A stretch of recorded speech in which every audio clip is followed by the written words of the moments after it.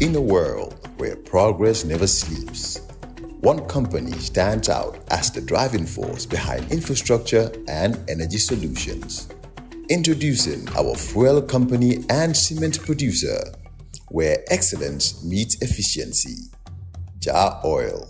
The company have 30 filling stations across the country that are all operating, which includes the recently completed Yarambamba and Old Yundum filling stations. And our rates are relatively cheaper than anyone else across the country. Along the years, JAWO introduces importation and distribution of cement in their line of business to diversify and strengthen their operations. Are you a cement retailer? At the moment, JAWO is the biggest producer and distributor of cement in the country with the most competitive prices in the market. With a focus on sustainability and innovation, we are paving the way for a greener, stronger future. Trust in us to fuel your projects and lay the groundwork for success. We currently produce over 25,200,000 bags per year. As the largest cement producer in the country, JAWO also targets to export cement to the neighboring countries like Guinea-Bissau, Guinea-Conakry, and others.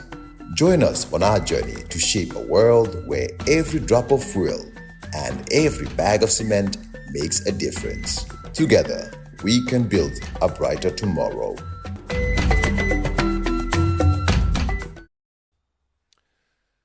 If you'd like to advertise on the program, contact Mr. Jibril Jassi on 6990-107, 787-0107, or 924-24-24. Now, our attention for the next 15 minutes or so will be on the National Assembly's controversial decision not to approve diaspora voting in time for the 2026 presidential election. Now, there's been a significant development amidst all the noise resulting from the parliamentary decision. Aliu Momar Njai, the longtime chairman of the IEC, has finally retired as head of the country's elections body, and the search is on for his replacement. A full month after his departure was prematurely announced, both locally and internationally, the nonagenarian handed over to his deputy Joseph Koli last Friday, having come to the end of his contract. Ali Momar Njai was appointed chairman of the IEC in April 2016. 9 months later, he supervised the election that resulted in the democratic ousting of dictator Jammeh after 22 years of hardline rule.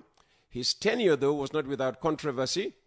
In 2021, the opposition accused the IEC he led of allowing foreigners to vote in the presidential election that President Barrow won. And last year, the National Audit Office reported that the IEC had paid allowances totaling over $12 million to staff irregularly. A police investigation was immediately launched, which is ongoing. Meanwhile, the fallout continues, with President Barrow bearing the brunt of the criticism over the voting down of the Electoral Law Amendment clause. Well, last week you heard from Musa Jeng and Pa Samba JAWO on this program. Now it's the turn of another critic, Demba Ali JAWO, veteran journalist and author and former minister in the Barrow administration. He speaks, as always, through Lamin Cham of the Standard newspaper. The decision by members of the governing National People's Party, NPP, and its allies in the National Assembly to vote against a law that would have allowed Gambians in the diaspora to be registered to vote in our elections had been received with disappointment by many people, particularly those in the diaspora. It is indeed hard to understand why, more than 8 years in office, the government of President Adama Barrow has still not put in place the necessary constitutional amendments to allow Gambians in the diaspora to vote in this country, despite all the noise that the government had been making about the issue. This unpopular decision is yet another apparent indication of the regime's lack of political will to extend the votes to that important segment of the Gambian population, especially considering the fact that they annually contribute more than $700 million to the economy. We have seen that when the government wanted to change the age limit and other provisions of the 1997 Constitution in order to allow some of them to serve in certain positions, it did not take them more than a few months to do so. But here we are, more than 8 years since the coming into power of this regime, it has still not been able or willing to amend the law to cater for diaspora voting. It is indeed quite disingenuous and cynical on the part of the NPP to accuse the UDP of failing to make those necessary amendments that would have allowed the diaspora to vote when they formed the majority in the National Assembly. Obviously, all those bills that the NPP had quoted in their press release accusing the UDP of hypocrisy actually originated from the executive, and therefore the onus was definitely not on the UDP National Assembly members to initiate those constitutional amendments. Instead, it should be the executive. While we can agree with Attorney General JAWO that there is a need to make some amendments to the electoral law in order to cater for diaspora voting, he did not give any justifiable reason as to why it had taken them all this time to bring the issue before the National Assembly. However, contrary to his position on the matter, there is absolutely no need to wait until separate constituencies are created in order for the diaspora to vote in presidential elections or referenda, because in those elections the whole country is treated as one constituency. All that they could have done was to make a simple amendment to the law in order to cater for them. This is because everyone in the diaspora hails from a constituency in this country. Therefore, it is quite a lame excuse to insist that new constituencies should be created before they could be registered to vote.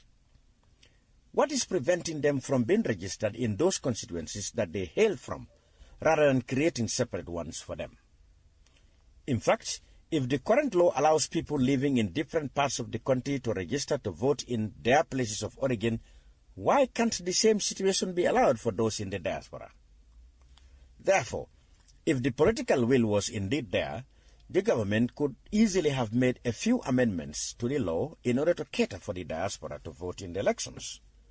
That is exactly what had happened in many other countries in the sub-region, and there is no reason why it could not be implemented here in the Gambia.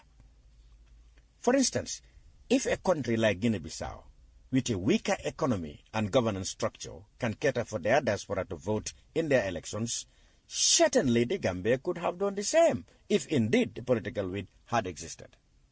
This move by the NPP and its allies to vote against the law appears to be a deliberate attempt by government to continue to deny the diaspora the right to vote in our elections, apparently because they are convinced that a majority of them would not vote for President Adama Barrow and his government. Even the very fact that they waited until now, a year before the presidential elections, to bring up the issue is an apparent sinister attempt to prevent them from voting in the presidential elections, lest their votes tilt the results in favor of the opposition. The thoughts of Demba Ali JAWO, author and former minister, on Parliament's voting down of a provision in the newly proposed election bill which would have given the vote to Gambian citizens abroad. In a world where progress never sleeps, one company stands out as the driving force behind infrastructure and energy solutions. Introducing our fuel company and cement producer, where excellence meets efficiency. JAWO. The company have 30 filling stations across the country that are all operating, which includes the recently completed Yarambamba and Old Yundum filling stations. And our rates are relatively cheaper than anyone else across the country. Along the years, JAWO introduces importation and distribution of cement in their line of business to diversify and strengthen their operations. Are you a cement retailer? At the moment, JAWO is the biggest producer and distributor of cement in the country with the most competitive prices in the market. With a focus on sustainability and innovation, we are paving the way for a greener, stronger future. trust in us to fuel your projects and lay the groundwork for success. We currently produce over 25,200,000 bags per year. As the largest cement producer in the country, JAWO Oil also targets to export cement to the neighboring countries like Guinea-Bissau, Guinea-Conakry, and others. Join us on our journey to shape a world where every drop of fuel and every bag of cement makes a difference. Together, we can build a brighter tomorrow.